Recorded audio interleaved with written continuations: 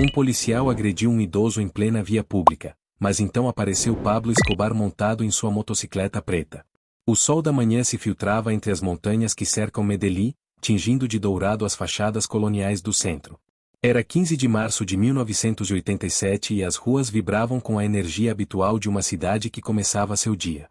Os vendedores ambulantes armavam seus postos, os trabalhadores caminhavam apressados em direção aos seus empregos e o trânsito de ônibus e carros preenchia o ar com uma mistura de gasolina e o aroma de café recém-coado que saía das lojas próximas.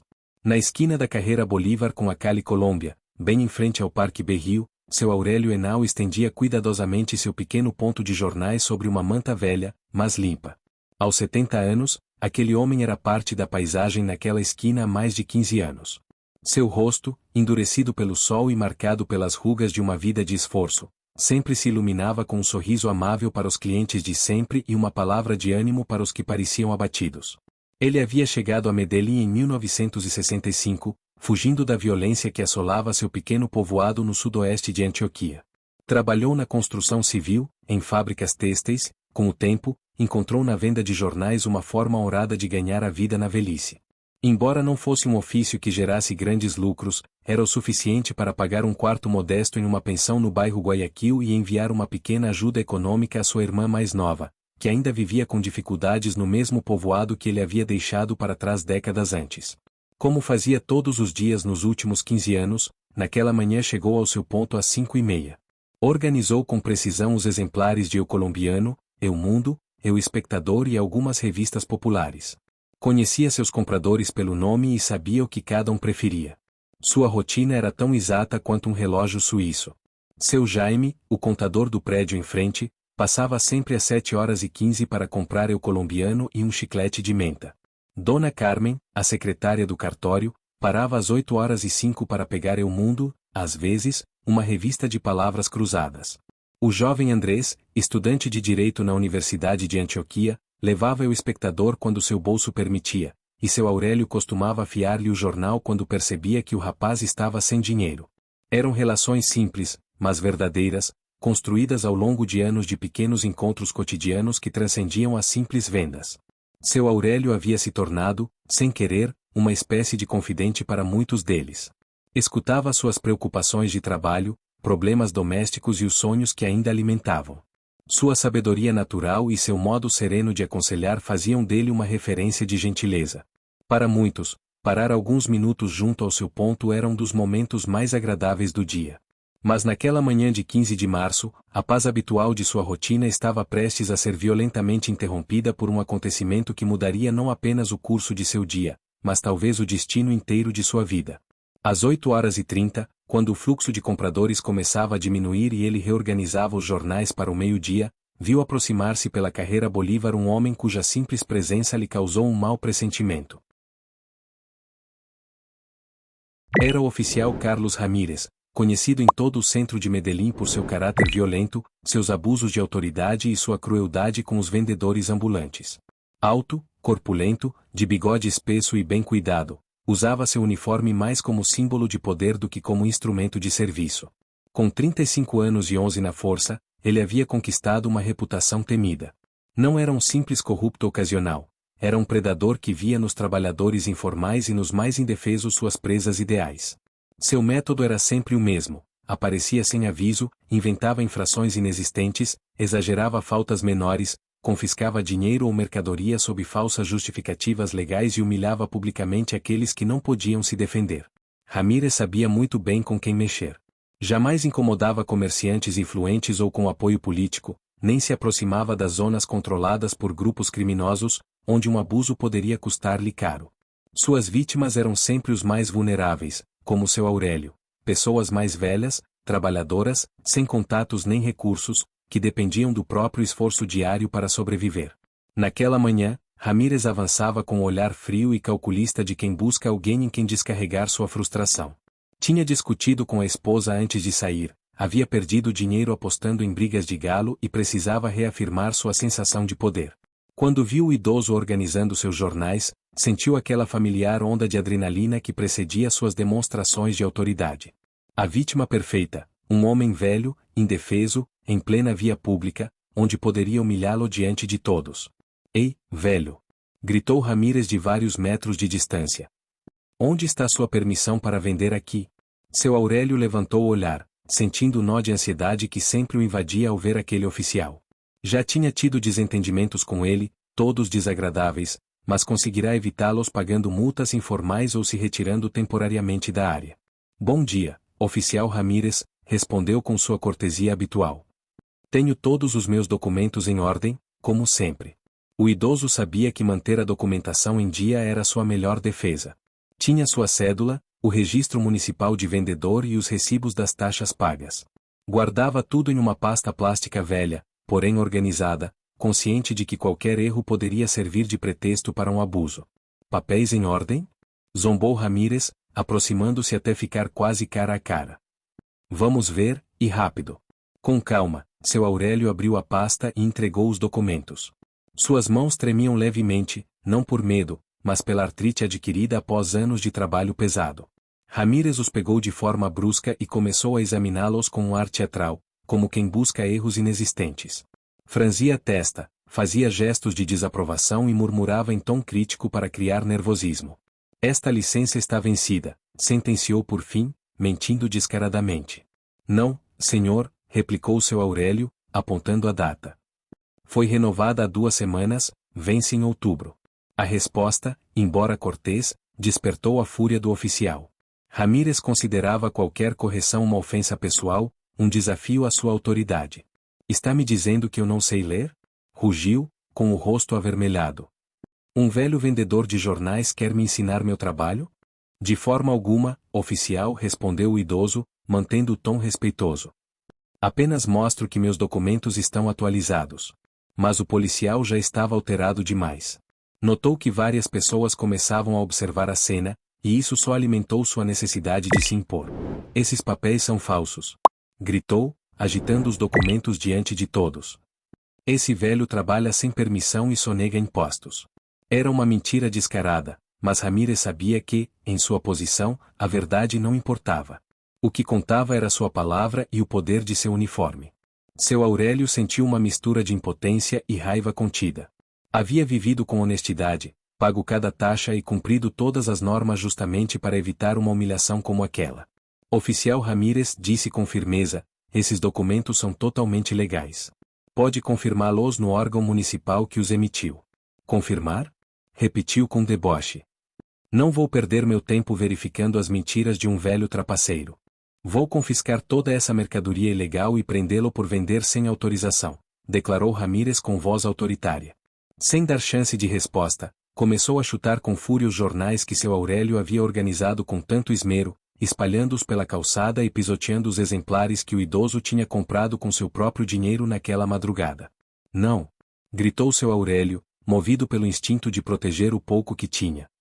Esses jornais são todo o meu sustento de hoje. A reação desesperada do idoso foi exatamente o que Ramírez esperava. Agora tinha desculpa perfeita para escalar o abuso e partir para a violência física. Então está resistindo à autoridade. Rugiu enquanto empurrava brutalmente seu Aurélio, que tropeçou para trás e quase caiu. Isso é um crime grave, acrescentou com tom ameaçador. Ao redor, a multidão havia crescido. Funcionários de escritório que saíam para uma pausa, estudantes a caminho das aulas, comerciantes das redondezas e moradores do bairro se reuniram para assistir à cena. Todos conheciam o gentil vendedor, mas também sabiam da temida reputação do oficial Ramírez. Entre os presentes estava Dona Maria Helena, uma mulher de cerca de 60 anos que vendia empanadas na esquina oposta e que já havia sido vítima de abusos do mesmo policial diversas vezes. Também estava lá o jovem Andrés, o estudante de direito que costumava comprar jornais de seu Aurélio, observando com impotência e raiva o atropelo. Isso é um abuso! Gritou corajosamente Dona Maria Helena. Seu Aurélio é um homem decente, trabalha aqui há anos sem fazer mal a ninguém. Ramírez virou-se para ela com os olhos cheios de ira. Cale-se e vá embora, velha intrometida, ou eu também aprendo por obstrução da justiça. Dizer a verdade não é obstrução, respondeu ela, surpresa com a própria coragem. Todos sabemos que seu Aurélio é um trabalhador honrado. As palavras da mulher e o murmúrio de aprovação entre os presentes enfureceram ainda mais o oficial. Em sua mente distorcida, a situação havia deixado de ser um simples confronto com um vendedor ambulante e se tornado uma afronta direta à sua autoridade. Todos vocês são cúmplices de atividades ilegais. Vociferou Ramírez. Se não se dispersarem agora mesmo, prendo todos. Mas suas ameaças não surtiram o efeito esperado. Em vez de se intimidar, o público começou a gritar mais alto, exigindo respeito. Alguns sacaram câmeras para gravar o que estava acontecendo e o ambiente ficou cada vez mais tenso. Enquanto isso, seu Aurélio se apressava para recolher os poucos jornais que ainda estavam intactos, embora a maioria estivesse rasgada, molhada ou suja. Era uma perda devastadora para alguém que dependia de cada venda diária para sobreviver. Por favor, oficial, implorou com a voz embargada. Esses jornais são tudo o que tenho. Se me tirar isso, não como hoje, nem pago o aluguel. Suas palavras, carregadas de dignidade apesar da dor, comoveram profundamente vários presentes, que começaram a protestar com mais força. No entanto, Ramírez estava fora de si.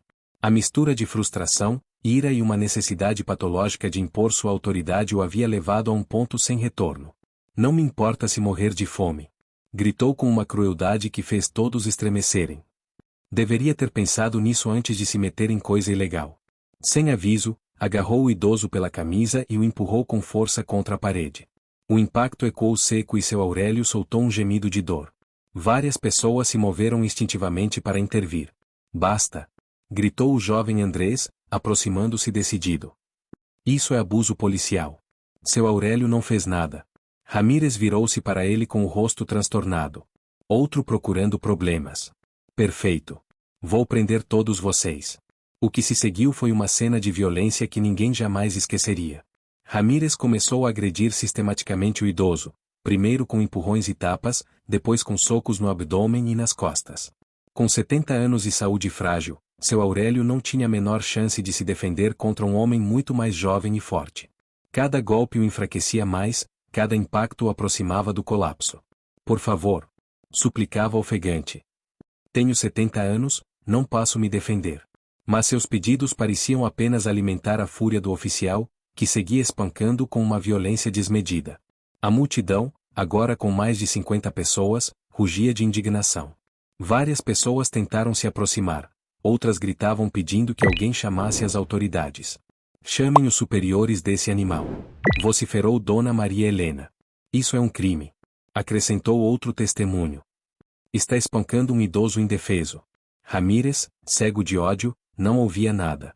Continuava descarregando sua violência sem controle, com uma intensidade que fazia temer o pior.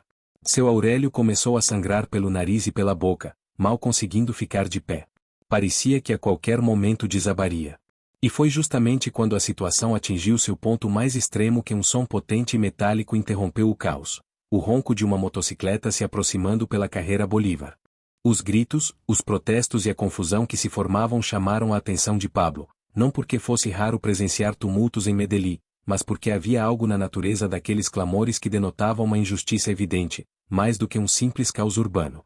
Durante anos, Pablo havia desenvolvido um instinto muito apurado para reconhecer quando o poder estava sendo mal utilizado contra os mais vulneráveis. Parte dessa percepção vinha de sua própria experiência crescendo na pobreza do bairro Pablo Escobar, em Envigado, onde testemunhou como os poderosos oprimiam sistematicamente aqueles que careciam de recursos.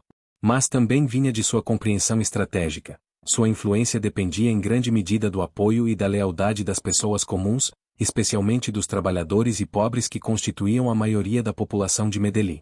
Ao presenciar a cena em que Ramírez agredia brutalmente seu Aurélio, Pablo sentiu um conhecido surto de ira fria e calculada.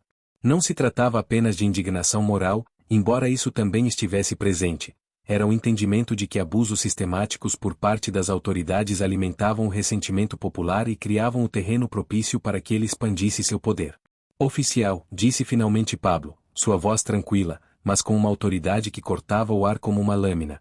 Poderia me explicar exatamente o que está acontecendo aqui? Ramírez sentiu as pernas fraquejarem. Já tinha ouvido aquele nome, já tinha visto aquele rosto em fotos da imprensa, escutado rumores sobre o poder de Pablo Escobar, mas nunca, nem em seus piores pesadelos, imaginou se encontrar cara a cara com o homem mais influente e temido da Colômbia enquanto espancava um idoso indefeso.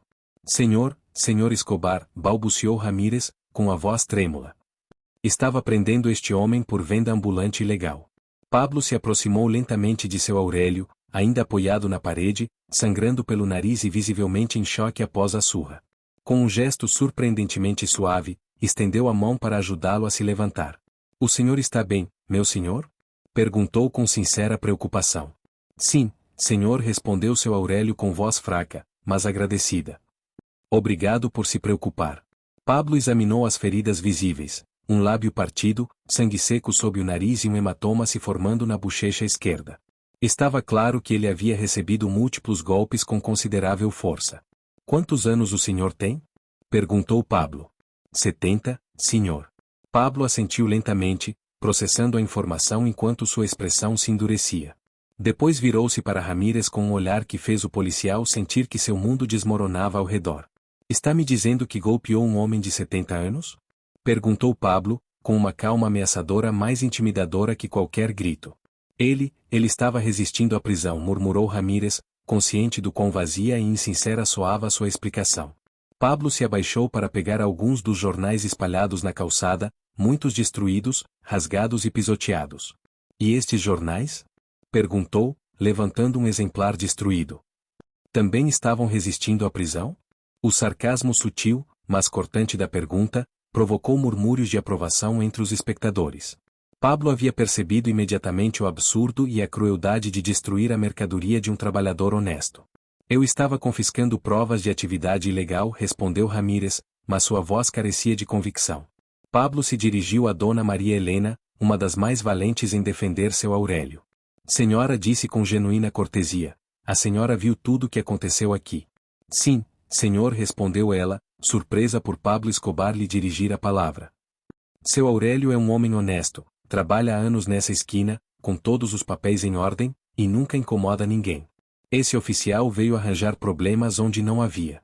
Pablo assentiu e olhou para o jovem Andrés, que havia tentado intervir fisicamente quando a situação se agravou. "E você, jovem, o que exatamente observou?" Andrés, nervoso, mas preciso, respondeu com a clareza de quem estuda direito.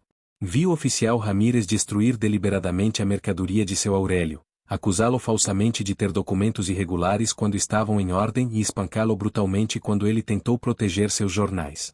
Foi um abuso de autoridade flagrante e injustificado." Pablo se voltou para a multidão. "Alguém viu algo diferente? Alguém viu o idoso atacar o oficial ou resistir violentamente para justificar essa surra?" Um coro de vozes respondeu de imediato. "Não, seu Aurélio não fez nada. Foi abuso puro." Pablo percebeu rapidamente que havia múltiplas testemunhas de um ato de violência policial injustificada contra um trabalhador idoso. Depois voltou-se novamente para Ramírez, que suava apesar da manhã fresca. "Oficial Ramírez", disse, lendo o nome na placa, "o senhor tem família?" A pergunta pegou o policial de surpresa. "Sim, senhor, tenho esposa e 2 filhos." "Quantos anos têm seus filhos?"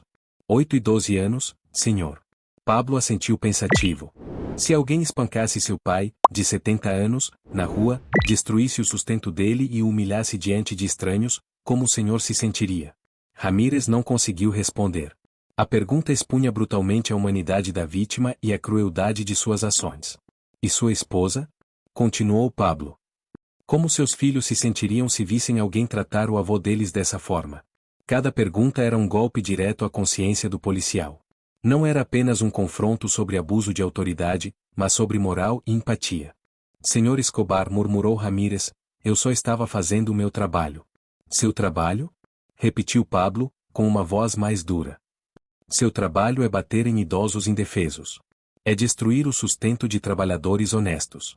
É humilhar publicamente cidadãos que não cometeram nenhum crime." Pablo se aproximou novamente de seu Aurélio e examinou cuidadosamente os documentos que haviam sido espalhados. Ele os organizou, analisou e verificou sua validade legal. "Está tudo em ordem", declarou após alguns minutos. "Permissão vigente, taxas pagas, tudo atualizado e legítimo." Ele se virou para Ramírez, com um olhar que parecia enxergar diretamente a morte. "Então, oficial, por que o senhor espancou um homem de 70 anos com toda a documentação em dia?" Ramírez não tinha resposta. Ninguém poderia justificar legal, moral ou profissionalmente o que ele havia feito. Pablo voltou à sua motocicleta e pegou um telefone, um objeto raro e caro em 1987, símbolo de seu poder. Vou fazer uma ligação, anunciou à multidão. Quero que o comandante da polícia venha pessoalmente até esta esquina. Discou um número memorizado e falou com a autoridade de quem estava acostumado a ver suas ordens serem cumpridas imediatamente. Comandante Herrera, aqui é Pablo Escobar. Preciso que o senhor venha imediatamente à Carrera Bolívar com Cali Colômbia. Um dos seus oficiais espancou brutalmente um idoso de 70 anos sem justificativa legal ou moral. Após ouvir a resposta, continuou. Não, comandante, não estou exagerando. Tenho mais de 50 testemunhas e provas claras de brutalidade policial. O oficial é Carlos Ramírez e espero que esteja aqui em menos de 15 minutos para lidar com a situação. Em seguida, Pablo se dirigiu a seu Aurélio. Senhor, quanto valiam esses jornais destruídos? Aproximadamente 8.000 pesos, senhor, respondeu seu Aurélio, com voz fraca. Era todo o meu investimento do dia. Pablo tirou a carteira e entregou-lhe 20.000 pesos, mais do que o dobro do valor perdido, e acrescentou outros 10.000 pesos. Isto é para substituir os seus jornais e compensar o tempo perdido. E isso, para que o senhor faça um exame médico e garanta que não tem lesões internas. Seu Aurélio recebeu o dinheiro com as mãos trêmulas, não de medo, mas de uma gratidão tão profunda que faltavam palavras para expressá-la. Senhor Escobar, murmurou seu Aurélio, não sei como agradecer ao senhor. Não me agradeça, respondeu Pablo. Agradeça a essas pessoas valentes que o defenderam quando estava sendo injustamente atacado. Pablo dirigiu-se à multidão, muitos dos quais haviam arriscado a própria segurança para proteger seu Aurélio. O que vocês presenciaram hoje, disse com voz clara e firme, é exatamente o motivo pelo qual é fundamental que cidadãos honestos se apoiem mutuamente. Seu Aurélio é um homem trabalhador que merece respeito e proteção, não abuso nem humilhação. Dona Maria Helena continuou falando, desta vez dirigindo-se à vendedora de empanadas. Você mostrou uma coragem extraordinária ao defender seu Aurélio. Isso é o que fortalece uma comunidade. E depois, voltando-se para Andrés. E você, jovem, demonstrou o tipo de valor moral que esperamos dos futuros advogados. Sua disposição de intervir fisicamente para proteger um idoso indefeso diz muito sobre seu caráter. Pablo havia conseguido transformar uma cena de violência e humilhação em uma lição sobre coragem cívica, solidariedade e a importância de proteger os vulneráveis. Enquanto aguardavam a chegada do comandante da polícia, Pablo continuou conversando com seu Aurélio, conhecendo sua história pessoal, seu trabalho e os desafios que enfrentava como vendedor ambulante de idade avançada. Há quanto tempo trabalha nesta esquina? Perguntou Pablo. 15 anos, senhor, respondeu seu Aurélio. Desde que cheguei do campo, e sempre tive problemas com a polícia. Nem sempre, acrescentou. A maioria dos oficiais é respeitosa, mas alguns, como o oficial Ramírez, parecem gostar de causar problemas a trabalhadores como eu. Pablo assentiu, compreendendo a dinâmica descrita por seu Aurélio, um padrão sistemático de abuso por parte de certos policiais que viam os vendedores ambulantes como vítimas fáceis para extorsão, humilhação e demonstração de poder. Já denunciou esses abusos antes? Perguntou Pablo. Seu Aurélio balançou a cabeça. A quem eu iria reportar? Quem acreditaria em mim contra um policial? Sua resposta refletia a dura realidade da impunidade policial e da vulnerabilidade dos trabalhadores informais. Como muitos outros vendedores, ele havia aceitado esses abusos como parte inevitável de sua vida, sem recursos ou conexões para se defender. Exatamente 15 minutos após a ligação de Pablo, uma caravana policial chegou ao local. O comandante Herrera, um homem de 50 anos com 25 anos de experiência, desceu do primeiro veículo com uma expressão que mesclava profissionalismo e ansiedade. Conhecia perfeitamente a reputação e o poder de Pablo Escobar. Uma reclamação sua poderia desencadear investigações federais, pressão política e consequências severas para toda a instituição policial. Senhor Escobar, disse o comandante, aproximando-se com respeito, vim assim que recebi sua ligação. Pablo apontou para seu Aurélio, ainda mostrando evidências claras da agressão. Comandante, quero que o senhor veja pessoalmente o que um dos seus oficiais fez a este trabalhador honesto. O comandante examinou as feridas, os jornais destruídos e ouviu atentamente os testemunhos das testemunhas. Oficial Ramírez, disse finalmente, olhando com repulsa e mal contendo sua ira. Ramírez não conseguiu articular uma resposta coerente. Sabia que havia sido pego em flagrante em um ato de brutalidade injustificada diante de várias testemunhas, sem possibilidade de justificativa. Comandante, continuou Pablo, espero que o senhor entenda que esse tipo de comportamento é totalmente inaceitável e que tomará as medidas necessárias para que não volte a ocorrer. Sem dúvida, senhor Escobar, respondeu Herrera. O oficial Ramírez será suspenso imediatamente e enfrentará medidas disciplinares. Também vou garantir pessoalmente que seu Aurélio receba toda a atenção médica necessária. Pablo assentiu, mas ainda não tinha terminado. Comandante, espero que use este incidente como lição para todos os seus oficiais. Quero que entendam que abusar de trabalhadores honestos como seu Aurélio não é apenas moralmente condenável, mas terá consequências graves e definitivas. Com certeza, senhor Escobar, respondeu o comandante. Usarei este caso como exemplo em treinamentos obrigatórios sobre o uso adequado da força e respeito aos direitos dos cidadãos. Pablo aproximou-se mais uma vez de seu Aurélio antes de partir. Quero que saiba que, se algum dia voltar a ter problemas com policiais abusivos, pode me procurar diretamente. Ninguém deveria passar pelo que o senhor passou hoje. Ele entregou um cartão com um número de telefone que o conectaria diretamente com ele ou alguém de sua organização. Seu Aurélio recebeu com reverência, entendendo que era um recurso mais valioso que qualquer soma de dinheiro, proteção direta do homem mais poderoso da Colômbia. Senhor Escobar, disse, com a voz embargada de emoção, que Deus o abençoe. Hoje o senhor me salvou de algo que poderia ter sido muito pior. Seu Aurélio, respondeu Pablo com um sorriso sincero. Pessoas como o senhor são as que tornam a Colômbia grande, trabalhadores honestos, dignos, que ganham a vida com esforço. É uma honra conhecê-lo.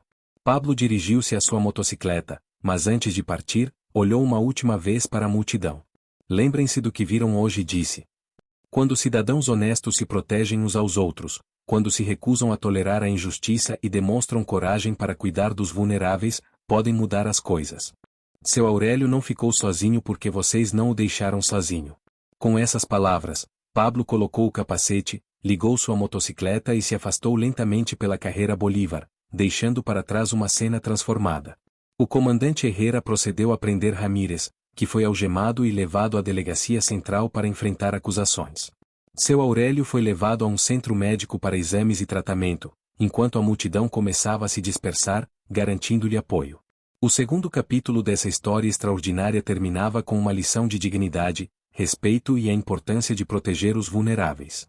Pablo Escobar havia demonstrado que o verdadeiro poder não se mede pela capacidade de ferir, mas pela de proteger e dignificar. As consequências do encontro se estenderam além daquele dia. A notícia se espalhou rapidamente por Medellín, não pelos meios tradicionais, que evitavam abordar temas relacionados a Pablo, mas pela rede informal de comunicação dos bairros, mercados, lojas, fondas, ônibus, barbearias e campos de futebol. A história era contada e recontada, com detalhes que refletiam as esperanças e temores de quem a ouvia. Para os habitantes dos bairros populares, a história representava justiça imediata e eficaz.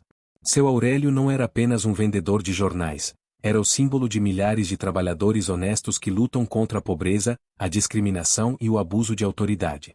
Vê-lo ser defendido e dignificado pelo homem mais poderoso do país validava sua própria humanidade e valor. No entanto, a história também gerava sentimentos contraditórios. Pablo Escobar era um criminoso, responsável por violência e corrupção, mas nesse caso agiu como protetor dos vulneráveis, um defensor da justiça. 3 dias depois, seu Aurélio voltou à sua esquina. Os médicos confirmaram que ele não havia sofrido lesões internas graves. Alguns hematomas levariam semanas para desaparecer, mas fisicamente ele estava bem. Emocionalmente, porém, havia mudado profundamente. Na manhã de segunda-feira, 18 de março, ao estender sua lona e organizar seus jornais, percebeu que seu mundo havia mudado. Os clientes habituais o tratavam com um respeito e deferência que iam além da cortesia comum. Dona Carmen, a secretária do cartório, não apenas comprou o jornal de sempre, como também levou um termo de café e perguntou sinceramente sobre sua saúde, emocionada por vê-lo a salvo. Andrés, o jovem estudante de direito, apresentou-lhe um artigo que havia escrito para o jornal universitário sobre o abuso policial sistemático contra vendedores ambulantes, usando a experiência de Dom Aurélio para conscientizar sobre o problema. Nos dias seguintes, vários policiais se aproximaram de Dom Aurélio com respeito, assegurando-lhe proteção, pois a notícia havia se espalhado por toda a força policial de Medellín. A intervenção de Pablo Escobar o havia colocado sob sua proteção direta, e qualquer abuso teria consequências severas. O veterano oficial Jiménez pediu desculpas pessoalmente pela conduta de Ramírez, e Dom Aurélio, com sua característica generosidade, reconheceu que nem todos os policiais eram iguais, distinguindo entre indivíduos por suas ações e não por seus uniformes. Na sede da polícia, o comandante Herrera aproveitou o incidente para implementar mudanças estruturais e transformá-lo em uma lição sobre o uso adequado da força e o respeito ao cidadão, garantindo que Ramírez enfrentasse severas consequências disciplinares, enquanto ele refletia sobre suas motivações e o dano que havia causado à sua família e à própria imagem moral. Para Pablo Escobar, a experiência representou uma oportunidade de liderança e de demonstrar valores, proteger os vulneráveis e dignificar os trabalhadores honestos. Sua intervenção fortalecia sua imagem como defensor do povo e reforçava seu apoio popular, sem perder de vista a responsabilidade moral que seu poder implicava. Uma semana depois, Pablo visitou novamente Dom Aurélio, confirmando que ele estava bem e que seu negócio havia crescido graças ao investimento inicial e à atenção positiva recebida. Conversaram sobre possíveis expansões do ponto, sempre enfatizando a dignidade e a prudência. Durante a visita, Dona Maria Helena também se aproximou para expressar sua gratidão, destacando a importância de agir com coragem diante da injustiça.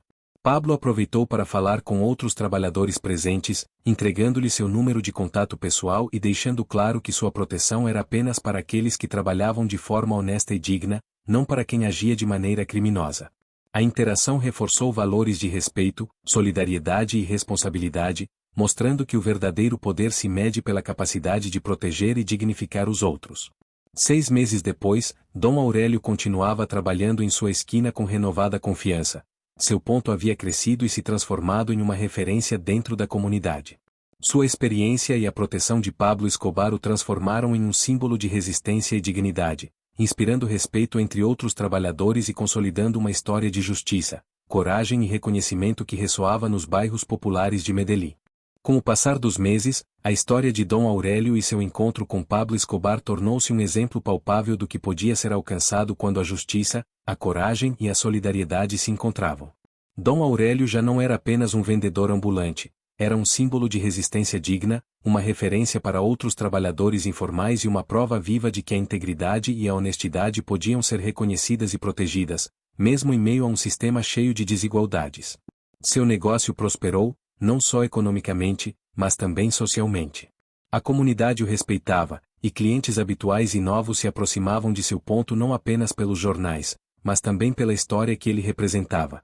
A história de um homem simples que, com coragem e honestidade, enfrentou a injustiça e encontrou proteção em alguém poderoso disposto a usar sua influência para fazer o bem. Pablo Escobar, por sua vez, havia conseguido mais do que corrigir um abuso pontual. Havia estabelecido um exemplo de liderança baseada na responsabilidade moral, na proteção dos vulneráveis e na promoção de valores que transcendiam o medo ou a violência. A lição era clara: o verdadeiro poder não se mede pela força nem pela intimidação, mas pela capacidade de dignificar os outros, defender o que é justo e inspirar respeito por meio de ações éticas e solidárias. Com o tempo, Dom Aurélio continuou trabalhando em sua esquina, cercado de respeito e amizade. As crianças do bairro cresceram vendo nele um exemplo de perseverança e honestidade, e outros trabalhadores aprenderam que a dignidade se constrói dia após dia, com ações firmes e um coração nobre. A história do velho vendedor e do homem poderoso que o protegeu tornou-se uma lenda local, lembrando a todos que, embora o mundo possa ser injusto, sempre há espaço para a justiça, a compaixão e a coragem. E assim, na esquina da Carrera Bolívar, onde tudo havia começado, a vida seguiu. Mas nada voltou a ser como antes. Dom Aurélio caminhava de cabeça erguida, consciente de que sua dignidade havia sido defendida, e a comunidade aprenderá, graças àquele encontro, que o respeito e a justiça podem prevalecer, mesmo nos lugares mais inesperados. A história de um ato de coragem deixará uma marca indelével, transformando vidas e criando um legado que continuaria a inspirar as gerações futuras.